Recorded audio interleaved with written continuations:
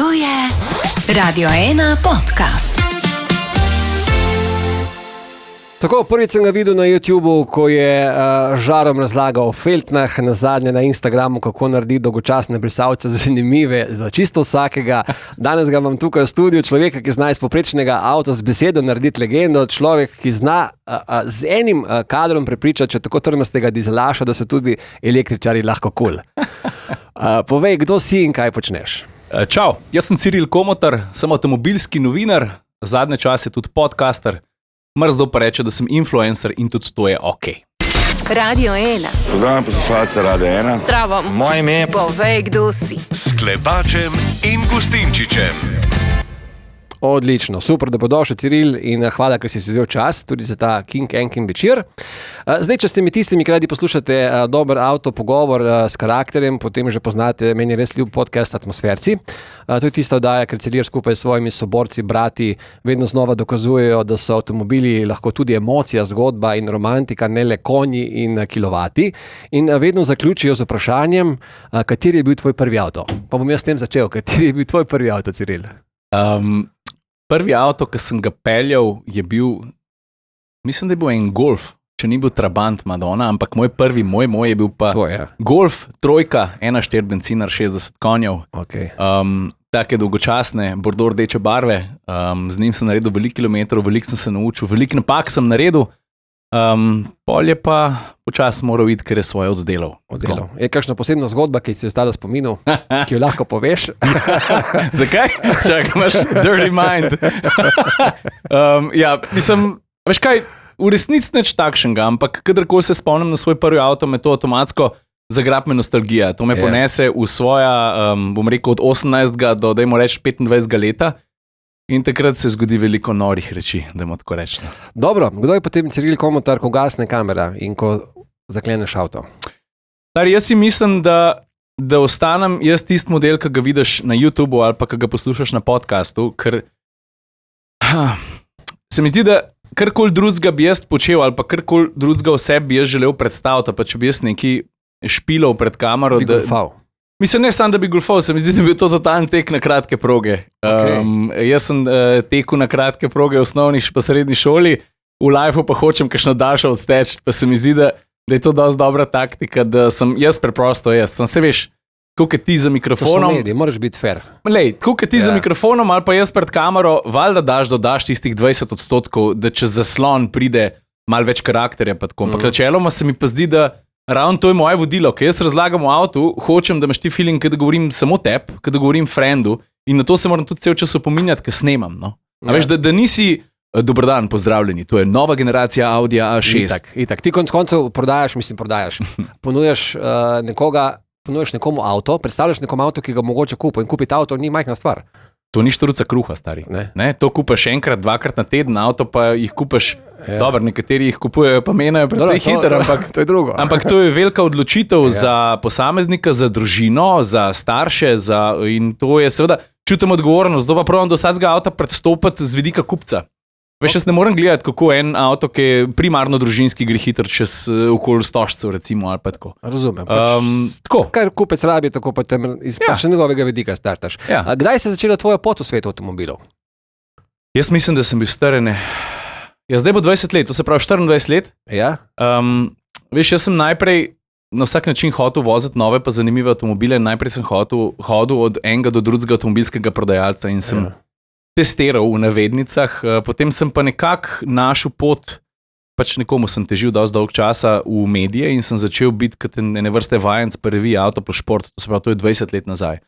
Pa so me pa, kako se temu reče, so me draftala, je prišlo do menjave v ekipah, pa sem prišel pol na Seoul, kjer sem ostal 11 let. In pač takrat 2004-2005 se je začela ta moja kariera. No. Ok, se spomniš prvega avta, ki si ga testiral?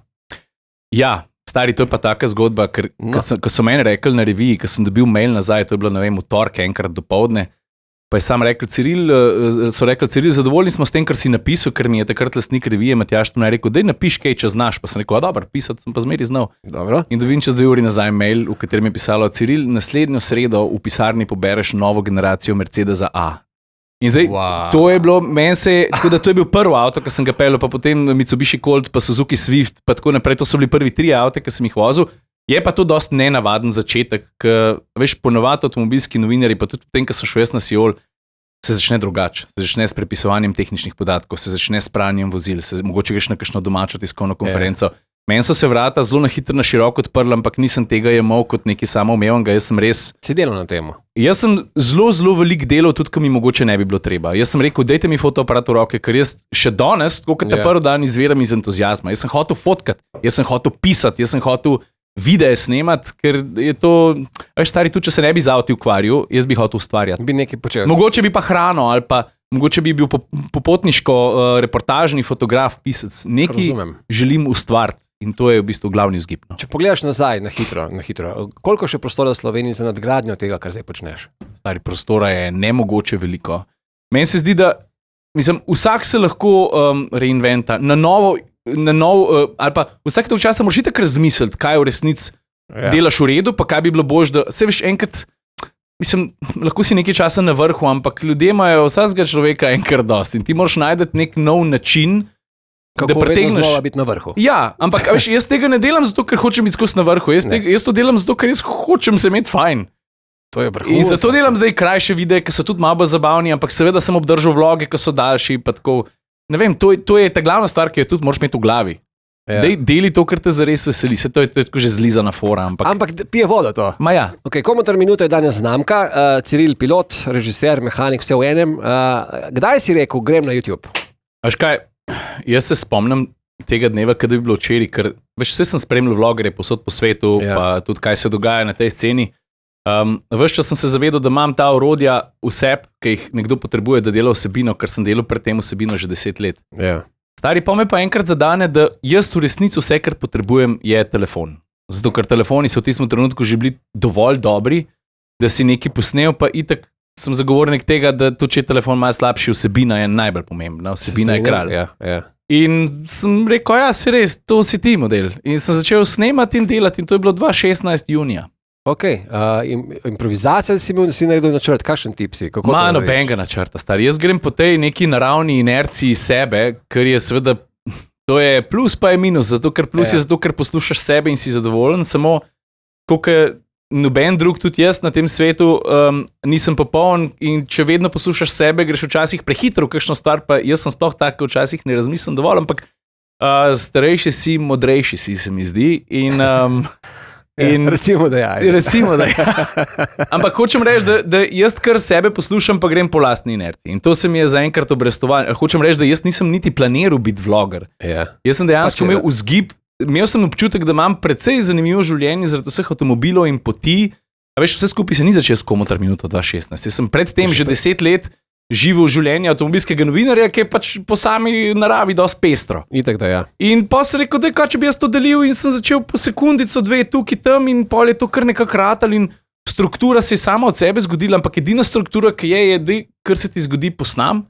Ja. Pa objav, pa se zdaj malo odločaš, je to storija, je to vlog ali je zdaj to kviki, te kratki videi. Da daš pač neko obliko mu, oziroma ime. Ja, ampak to se je vse sprot naredil. Največ sem si razmišljal, ker sem mogel se spomniti ime, ostalo pa. Kaj je bil največji izziv na začetku? Mislim, največji izziv na začetku se je bilo odločiti. Se sploh ni bilo izziv, veš, tako naravno je bilo, da sploh nisem nič razmišljal. Jaz sem rekel, jaz sred videa delam, pa mogoče bo to komu všeč. In meni je bilo v bistvu, mi je bil kar tak zanimiv mindfuck, mi je bil, ker si nisem mislil, da bo to toliko ljudi zagrabil. Ker takrat, veš, v začetku je bilo to taka eksplozija, da to je bilo neverjetno. Ampak to je spet dokaz, da če delaš nekaj srcem in kar delaš rad, potem dejansko ljudje ti verjamejo, ti zaupajo. To je res, ampak zdaj to upam, da ne bo zvenelo arogantno, ne. Seveda, Zdaj se že nastavlja, da se zveni. Ja. Tako da poslušajte ljudje. Pač je pa vsem dobro, da veš, kaj delaš, da moraš imeti timing za montažo. Jaz kot novinar sem vedel, kaj paše v en lahkoten prispevek, pa kaj ne. Koliko humorja, koliko tehnike, koliko dolžine, koliko ne, a veš, koliko pocukrati s čem. Si našel pravo mešanico. Ta feeling je pa fajn, da imaš, ker pol to, če pa teh hakalcev ne poznaš, se pa lahko dolg matraš, pa se nič ne zgodi v resnica. A pa se malo zgodi. Po vsem tem, kar si zdaj povedal, dvomim, da se ti kaj takega zgodilo, se ne te vprašal. A si imel kdaj trenutek, ko se zdaj pa imam poln kufr vsega? Je kdaj zgodilo kaj takega? Ne. Presežem. Verjamem. A veš, o čem je fora? Ne vem. Fora je v tem, da jaz nič od tega ne planiram še danes. Ajde planiram, če vem, da moram nekam na eno pot. Ampak prednost tega, kar jaz počnem, se mi zdi, ali pa vsaj pri meni je, da jaz ne rabim, razen če gre za neko glas ali pa nekaj, da se dogovorimo za sodelovanje, ampak načeloma velika večina moje vsebine je neprodajne in jaz imam to srečo ali pa privilegij, da jaz dejansko snemam to, kar se meni zgodi ali pa dogaja. Jaz si ne rabim zmišljati scenarijev in biti utrujen od tega, vam jutro posnel, kjer story bom dal. Jaz dejansko beležim svoje življenje in pol je bistveno lažji. Plus entuzijast sem, meni dogaja te slikce sestavljati pa pisati zraven. Zdaj imaš toliko materijala, da boš lahko film posnel iz tega naredil. Darja, veš, daj že. Zdaj, ena stvar se pri avtomobilih nikoli ne spremeni in to je, da se non-stop spreminjajo. To drži. Elektrika, avtonomna vožnja, pa zdaj še predlog za znižanje hitrosti na cestah, kam pelje se skupaj? Ti si spremljaš to dejansko iz prve roke, bom rekel, iz prve gume. Se bodo, recimo, gremo tako, se bodo električni avtomobili obdržali? Ali je to samo hype? To je tako loaded vprašanje. Ne? To vprašanje je tako večplastno, da bi lahko sam o tem govorila zdaj eno uro. Meni se zdi, da absolutno gre mobilnost v to smer, da elektrika seveda ima prihodnost, ampak je treba razmisliti, kako in na kakšen način najbolj učinkovito umestiti. Zdaj se vidi po 5-6 letih, ko se turi elektrika, upravičeno in na nekaterih mestih neupravičeno, da se vidi, da mogoče bi bilo bolje, da bi štartali prej z res dostopnimi električnimi avti, kar se zdaj dogaja. Veš, prej so električni avti bili kar, ko si kupil, bilo 30-40 jurjev. Zdaj pa počasi, tudi s pomočjo subvencije, prehajamo na 13 do 15 tisoč. To je pa že smiselno. Drugače pa elektrika, seveda, ampak za me recimo v tem trenutku je neprimerna. Jaz sem doma v 2 slovenskih mestih, v Mariboru in v Ljubljani. V obeh slovenskih mestih živim v bloku. Infrastruktura seveda ni na dovolj visoki ravni, ampak to je tako večplasten problem, tako da če moram A veš, dajmo reči, da zagotovo prostor za elektriko je, pa tudi za vodiki in še za marsikaj drugega, pa ne smemo pozabiti tudi motorji na notranje izgorevanje brez skrbi, še niso odtekli zadnjega kroga. No, Jure Gregorčič, atmosferski brat, bi rekel, da ogenj nadvali še lep čas ne bo ugasnil. Jaz tudi mislim, da ne, ampak avtonomna vožnja, znanstvena fantastika ali bo to kmalu realnost? Veš kaj, avti znajo sami voziti ali pa so že nekaj časa pomagali in tehnologijo pripravljeni na to, da primajo sami za volan, če se lahko tako izrazim. Samo seveda tukaj je zakonodaja, tukaj je tudi, da moramo ljudje še kakšne prvine prej osvojiti, predvsem v glavi, kakšno stvar spremeniti. Pa seveda je spet odvisno, se bo to zgodilo, ne vem, na Münchenski obvoznici ali pa v indijskem Mumbaju. V Sloveniji pa, dajmo reči, da smo že precej daleč. Zdaj vozijo ali pa so na cesti avti, ki imajo tako imenovano 3. stopnjo avtonomne mobilnosti oziroma avtonomne vožnje, 5. je pa tista, ki se usedeš na zadnji zid, pa rečeš, peljemo Moravče in pa vmes malo zadremo. Boš kdaj to narediti? Mislim, to naredil. Ma ne bom rekel, da nam, stari. Se nisem več, jaz imam rad V8 mašine pa benzin, sem si pač včasih pa raznolikost ni slaba, je dobra. Sam ne smeš jo videti kot grožno, se pač to je lahko tudi fajn, ne? Itak. Sam ljudje ponovadi jim je to grožna, pa so pol a priori proti, pa mogoče niti ne razmislijo dobro. Vi imate atmosferci vedno takšno dobro filozofijo, ko rečete, da živimo v fantastičnem obdobju zdaj, ne? Ja, ker to je eno največjih razkrižij ali pa križišč mobilnosti, mislim, najbrž kar največje sploh. Ali pa mogoče ni bilo toliko velikega od takrat, ko so bile kočije, pa naslednji dan avtija, ne? Tako je. Kateri avto ti je letos najbolj zlezel pod kožo? A lahko greva samo še en korak nazaj. Lahko. Ker si prej omenil še znižanje hitrosti pa te fore. Ja, to itak to bo še prišla. Ok, no pa greva na avto. Ker avto mi je impresioniral. Ja. Stari. Zdaj se bom ta najbolj frišenega spomnil, ampak ga imam zelo svežega v spominu. Toyota Land Cruiser smo zdaj testirali atmosferci. In jaz pač se mi kar nekako zdi, da je to v tem trenutku en izmed, jaz tako rečem, zdaj ne me preveč zares ima, tako jaz mislim, en izmed 5 najboljših avtov na svetu. Ampak, a veš, to je, vsak dan je ta spisek malo drugačen. Zakaj? Ker ti odgovarja zdaj, ta trenutek ti odgovarja? Se mi zdi, da Land Cruiser je zato, ker je bil namenjen tukaj, težko najdeš kaj božga. Saj ima še Jeep, ki je za ponuditi, pa Mercedes, pa mogoče eventualno Land Rover z Defenderjem. Ampak, a veš, v tem trenutku mi ta avto zelo ustreza. Ampak tudi, ne vem, sem vozil kakšen manjši dostopen avto, ki mi je bil krasen. Ne vem, Citroen C3 je lušten avto. Mazda MX-5, zdaj sem vzel električnega Minija Acemana, ki je krasen avto.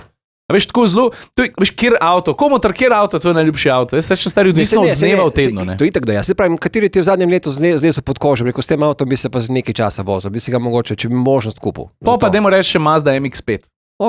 Super, sicer ne vem, kako zgleda, ker nimam pojma. Pa to je majhen rosterček za 2, zame pa za mojo Evo in that's it. Pa za 130, 150 na uro gre. Ma ne, to 120 je že puna kapa. Torej, potem glih prav, da so ta predlog naredili zdaj iz 130 na 110 oziroma v mestih iz 50 na 30. Bo to umirilo kaj promet? Ma dej, stari, jaz kako bom jaz rekel, s temi predlogi je tako, pogosto jih dajo tudi ljudje, ki tudi približno, ne bom rekel, da ne vejo, kaj delajo, ampak se mi zdi, da nimajo celostnega pogleda, kaj v resnici to sploh pomeni za mobilnost. Ja. V resnici, a se ti ljudje vprašajo, koliko nemoči pa izpustov avto naredi ali pa potrebuje, da vzdržuje hitrost 130 na uro. V resnici ne velik, dajmo reči ne 30-40 kW, mogoče, pa sem najbrž rekel velik. Ja. V resnici je večji problem so avtomobili v mestu, ki skozi zavirajo pa pospešujejo, da ti zganaš eno maso, tono pa pol, 2 tone z mesta, porabiš veliko več ene energije. Kot pa da ga voziš konstantno. Tako da, veš, tudi moram to poudariti, ne vem, tudi Avstrijci že razmišljajo, če bi nazaj povišali, veš, to ni zdaj.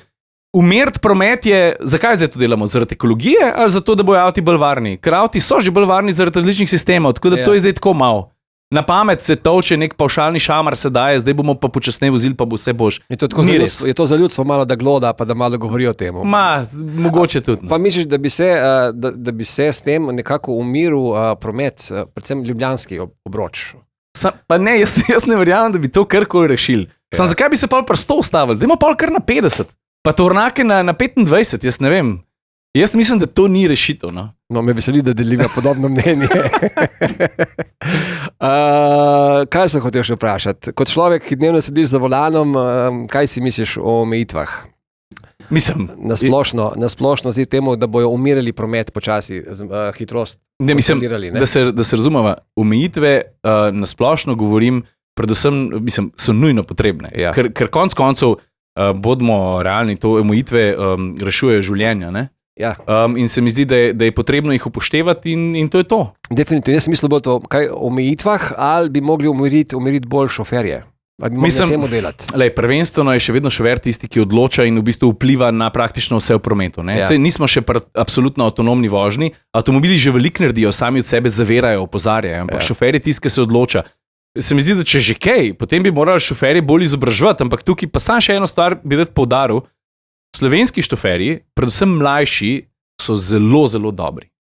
In so vse boljši. In vsi tisti starejši, ki smo, pa tisti starejši od mene, tam mlad pojma nimajo, to absolutno ni res. Tudi statistika to dokazuje. Tudi, ne vem, danes je za 50% manj prometnih nesreč s smrtnim izidom zaradi vožnje pod vplivom alkohola, kot je bilo še to 15 let nazaj. To je zato, ker tam mladi so že toliko bili nafiljeni z enimi informacijami, pa izobraženi od enega zgodne starosti, da so to dejansko na cesti poznali. No, zdaj si mi odgovoril na vprašanje, tako da hvala. Vej, kako usklajuješ službo in vloganje in družino? Kako handlaš to? Z vsakim letom lažje se mi zdi, prej smo se pogovarjali, kaj je muska laufala, da se moraš tudi naučiti reči ne, ali pa tega pa nisem videl zdaj, pa bi mogoče lahko skočil pa posnel, ker se mi zdi, da ker si mlad, lahko laufaš kar skozi, ker pa si starejši, se moraš pa malo temperati in pol to energijo sproščaš ali pa razpršiš na veliko takrat, ko lahko in je tudi čas za to primeren. A veš, včasih je vlog ali pa pogosto, če je to nek avtomobilski test, je vlog, se postavim na neko mesto in povem to, kar sem se v avtomobilu naučil v tednu dni, 10 dneh. Včasih pa me vlog spremlja čez cel dan, ko sem na neki avtomobilski predstavitvi. Prejšnji teden sem bil v Rimu na predstavitvi novega CLA-ja. In sem vlog snemal od jutra do večera. Tako da, zdaj, kako pa v to družino vplest, je pa stvar skillsov. A veš, ti imaš hči, ne? Jaz imam hči, ja. Oziroma 10 let je stara ta mala. Ja. In Eva ima pa tudi 2 otroka, sta pa 8 pa 13, oziroma 8 pa 14 kmal. Torej ste sestavljena družina? Ja, in to je pa pol že spet malo težji, sploh zato, ker jaz živim v 2 mestih, ampak potem najdemo čas in marsikaj, tudi službo, pa delo, pa vloganje, pa podcastanje, prilagodimo tudi temu, ampak načeloma, ker gre. Hči kaže zanimanje za avtomobile, za kamero? Stari, ja veš, da ne. Mislim, porajta, če je avto zanimiv, ima en tak prefinjen občutek za kaj je brez veze, kaj pa ni. Se mi zdi, da opaz neke zanimive detajle, drugače pa je pa za avto vse. Ti reče, oče, ko še kakšen hod avto pridem iskati v šole? Ne, ampak veš, kaj je pa najbolj všeč? Ona ima najraje pick-up. Zato, ker poltovornjak ima zadnji keson in če je ta odprt, potem seveda greva tam na kakšen bližen travnik, pa rečemo, ok, zdaj pa previdno primi se in da se ona lahko, 10-15 na uro pelje zadnji počasi v kesonu, to je pa vrh. Dobro, tako se spomnim jaz tako eno na traktor, ko je imel traktor. To je to, vse to so podobni občutki. Najboljša stvar na svetu. Tvoja partnerka, največji kritik ali tvoja navijačica? Se mi zdi, da kar oboje, če pa to ni, pa ena stvar manjka, ker se mi zdi, da itak je life tako narejen, da je treba ene stvari uravnotežiti in se mi zdi, da če te ljudje samo hvalijo, itak, mislim, je fajn slišati, je pa predvsem, veš, od pohvale se še noben ni izboljšal, ne? Od kritike se je pa že marsikdo, jaz jo rad slišim, ali pa nam rekel, da jo rad slišim, ampak se mi zdi, da jo z vsakim letom znam boljš zagrabati in iz tega nekaj narediti. Prej si bil tako, kaj mi govoriš?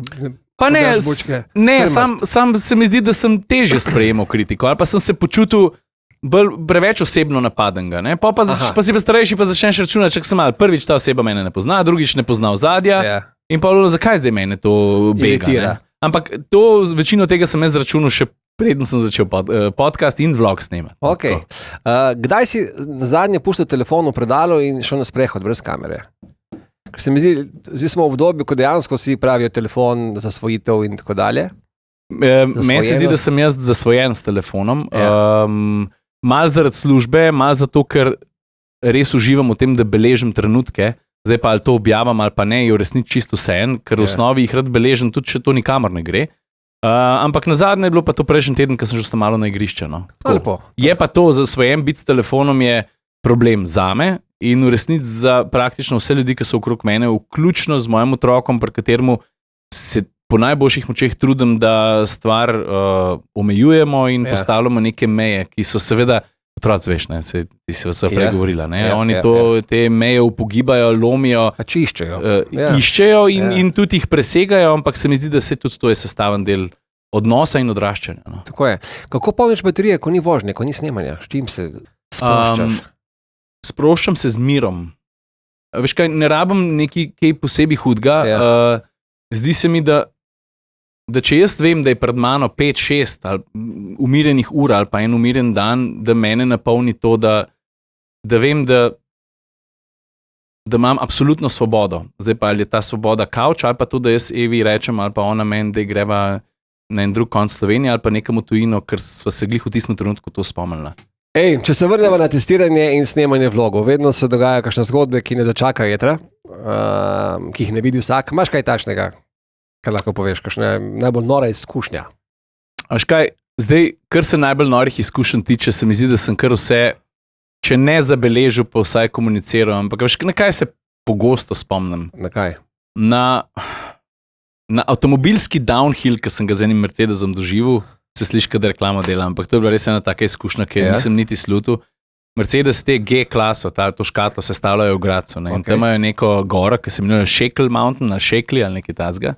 In tam imajo oni poligon in smo gor se lepo počas pelali in to je res taka potka, po kateri greš težko peš gor. In pa so rekli, zdaj gremo pa njihovi testni vozniki, zdaj gremo pa downhill in si ti misliš, downhill, to je zdaj event, tako malo za te vipavce, ne vem, influencerje, ker to moraš ponovati malo, a veš, neki je PR bullshit in pol to malo z levo roko jemlješ, ker si že vse videl pa doživel ali pa zelo velik. In pol rečeš, včasih te pa kaj preseneti. In pol dajmo se zdaj mi po tem klancu dol zapeljati, in pol model da gas in smo leteli 40-50 dol po poti, ki je težko iti peš gor. In takrat sem z Juretom Gregorčičem pripeljal dol in sva rekla, stari, gledala sva se sam debeli in sva šla v nek nenadzorovan smeh, ki je bil prepojen s strahom in adrenalinom in to je bila ena taka stvar, za katero sem si mislil, da je avto nezmoreno. To je bila ena taka nora zgodba. Kaj pa, vprašanje, si razbil kakšen avto na testu? Ja, čeprav razbil je malo močna beseda. No. Mislim, butno sem že marsikaj. Naredil sem tudi kakšne take rookie mistakes, ki jih po, 10, 12, 13 letih v fohu ne bi smel, recimo na enem rondoju. Kaj se potem zgodi? Mislim, kaj se? Je to zavarovano ali kako? Avtomobili so zavarovani, ampak deva reči, da se zdaj nekaj zgodilo, da sem butno eno Opel Astro, ki sem eno neumnost naredil in jaz prva stvar seveda preverim, da je vse ok in potem pokličem, če je treba, se seveda pokličem vlečno službo ali policijo ali whatever, vse živo se zgodi. Predvsem pa moraš to takoj javiti osebi, predstavniku znamke, zato da, veš, testno vozilo je v obtoku, 2, 3, 4 mesece do, 20-30 tisoč kilometrov in za mano ga bo peljal še drug novinar. Treba je to tako obvestiti, da se organizira popravilo ali nadomestno testno vozilo, ampak v osnovi pa, če si nisi neke mega neumnosti naredil, je to, bom rekel, sprejemljivo. No? To potem posnameš, poveš, da si ga butno, ali to ostane skrito? Mislim, čisto odvisno. No? Se mi zdi, da takrat, ko sem Astro butno, tega nisem dokumentiral. Ja. Pa ne zato, ker bi bilo narodno, ker se mi zdi, da je pomembno, da pokažemo tudi napake. Zato, ker pa, se nismo bolj papeški od papeža. Jaz sem pogosto včasih, zdaj že nekaj časa ne, objavljal svoje iskrene failerje, ki sem snemal. Ne zato, ker je bilo smešen, ampak zato, da je folk videl, stari model že 15 let nekaj snema, pa še zdaj pač dela napake. Se mi zdi, da je to pomemben videti. Tudi nekoga, ki na prvi pogled mogoče rečeš, ima temu jezik laufa, nima problem nič. Pa se zatakne. Pa vidiš mene, ki se kobacam, pa prevale delam čez 2 stavka. Kaj je bila največja bedarija, ki si jo naredil za kakšen popoln kader? Kakšna nora stvar, da se to pa mora narediti zato, da bo ta kader res gledal dobro. Čeprav, kot si prej rekel, pač ti prideš in narediš in se pustiš v zgibu in trenutnemu navdihu, ampak verjetno si kdaj kaj postavil, se ok, to bom pa naredil, kar je res dobro. Veš kaj, kakšne prav hude ne, ampak enkrat sem pa bil toliko v tem, da sem rihtal ta prav kader, da sem ritmsko stopil na cesto. Ja. In če voznik, ki je prihajal na cesti, se je vozil po cesti, ne bi bil 100% zbran, me najbrž danes ne bi bilo več. To je bila absolutno moja napaka. Evo ga, finiš, ampak pri tvojem tempu, Ciril, verjetno še zdaleč ne cilj, še vedno ne finiš. Kam pelje cesta Komotarja minute? Kje se vidiš čez 5 let? Veš kaj, jaz bi rad ustvaril. Ja. Jaz bi rad se družil z avtomobili in z fajn ljudmi. In to pomeni enako v sklopu Komotar minute kot atmosfercev. Zdaj pa nekega hudega načrta ni, ne? Ampak sej, to je že dovolj velik načrt, da ohraniš neko vizijo. Ne vem, rad bi še naprej snemal podcast. Super. Rad bi govoril o avtomobilih, rad bi izobraževal ljudi skozi zabavno vsebino, ker se mi zdi, da je ta enakovredna najbolj resni. Ja. In to je v resnici edina moja želja, kar se tiče pač mojega foha. Ampak, veš, če bom pa en dan postal utrujen, bom pa hitro zamenil, pa še kaj drugega delati. Ne veš pa še kaj. To je takrat, ko boš utrujen. Nisem poročen z avtomobili. Se mi zdi, da mogoče bom pa enkrat hotel narediti spremembo, ker bom jaz to preprosto potreboval, pa bom najbrž še vedno želel ustvariti, bom morda pa, ne vem, ne bom rekel pisal, bom pa potniški vloger ali pa kaj drugega. Že ko si rekel vloger, en kup mladeničev in mladenk se zdaj ukvarja s temi stvarmi. Kaj bi jim svetoval? Kaj tisto, kar je, sicer si že dosti krat povedal. Ja, to so toliko guljene stvari. Vem, ampak verjamem, da posluša folk in točno vejo. Na svet reči.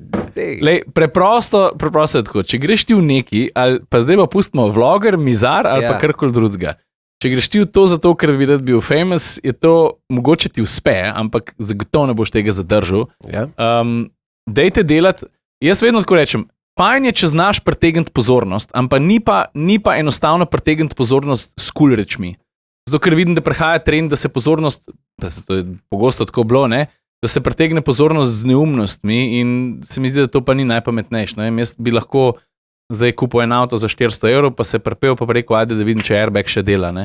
Sam pač, to bi bilo zdaj najbolj neumen, kar lahko naredim, sem pa prepričan, da bi bil to viralci in jutri bi vsi govorili o tem, vključno z najbrž Denisom zjutraj na novičkah, a ste videli, kaj Komotar naredil budala. Plus, treba je delati. Ok, to je pomembno, treba delati. Še za konec, kakšna je tvoja ultimativna življenjska filozofija? Ja, bodi dober, ne biti pizda. Evo ga, in s tem bomo zaključili. Ciril Komotar, hvala za tvoj čas. Hvala, ker si delil z nami en del svojega življenja, strast do vožnje in pogled na svet, ki ga vidiš skozi objektiv, pa ne bo to vetrobranski ali pa kamera oziroma telefona. Tudi nocojšnji pogovor bo poleg vseh ostalih na YouTube kanalu Radio 1 pod zavihkom podcast, pa tudi na spletni strani radio1.si, Spotify, Apple podcastih in na Radio Playerju. To je to. Hvala ti. Hvala, vedno je fajn na Radio 1. Radio 1. Pozdravljam poslušalce Radio 1. Zdravo. Moje ime je... Povej, kdo si. S Klepačem in Gustinčičem.